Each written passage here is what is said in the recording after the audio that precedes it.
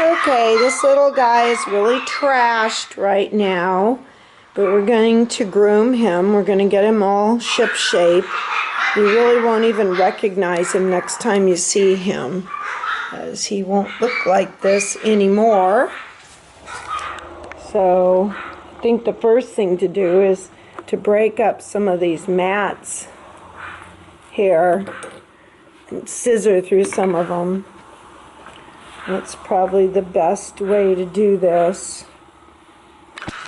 Okay, here we are, all brushed out.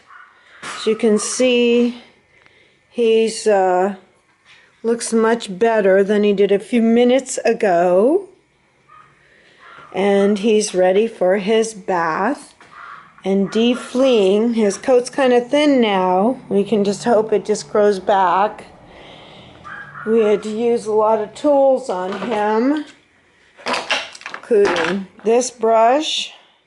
Has thicker spines, thicker bristles. Both of those brushes. This tool, which is great for Pomeranians, and pulling out mats and undercoat that's matted, and then this pair of scissors. So that's what it took to get his hair combed out. So now he's going to get a bath.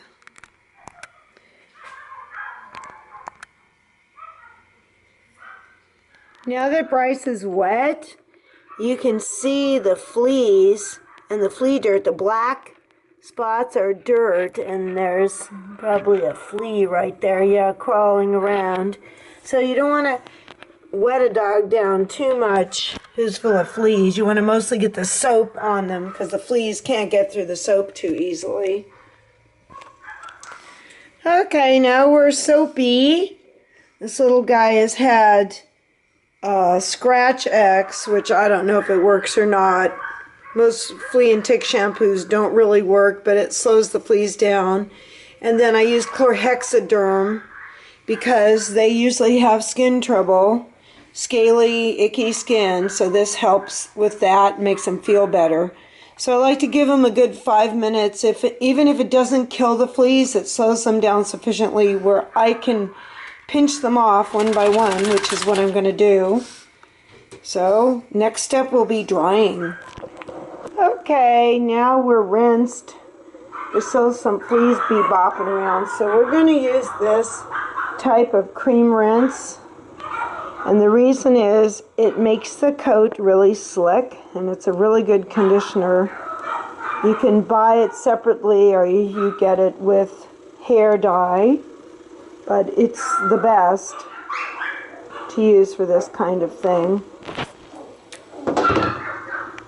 Okay, now we're rinsed and cream rinsed, and a lot of the fleas are gone, but there's still some left, especially around his feet and legs. I don't know if you can see them, but they pretty much go everywhere. Their back, their sides, their butt, their head, their ears, their feet, and you just got to pick them all off. I believe in picking every flea off you can find because then you know they're dead. Otherwise, with most flea products, the fleas will just wake up a little later. Sometimes not, but do you really want to chance it? I always end up picking some live ones off, no matter how many flea products I use.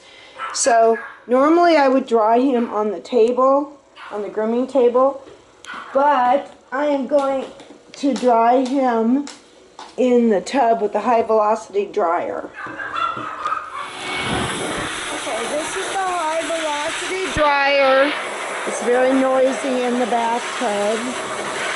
But what it does do, it can blow a lot of the fleas out of the coat. And you'll see them in the tub, and you can wash them down the tub. So this is a really good way to do it. It's not so great to do it on your grooming table, because then there's a flea right there, see? Then you blow fleas all over your grooming area.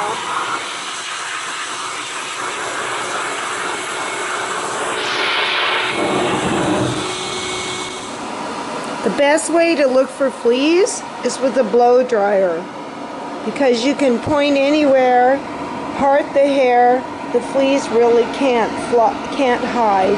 So this is a very effective way to look for fleas. When you find one, you just stop what you're doing, pick it out, pull it out of the hair. Okay, here we are, all cleaned up. Get me, sweetheart. He's squinting a little bit, so when he goes to the vet, we'll see what's bothering him in his eye. But he looks a lot better. His coat's clean, picked up all the fleas, put Advantage on him, trimmed up his little feet, got rid of all the mats and tangles. Hello. Are you ready to party, little boy? Okay, he's a handsome little guy.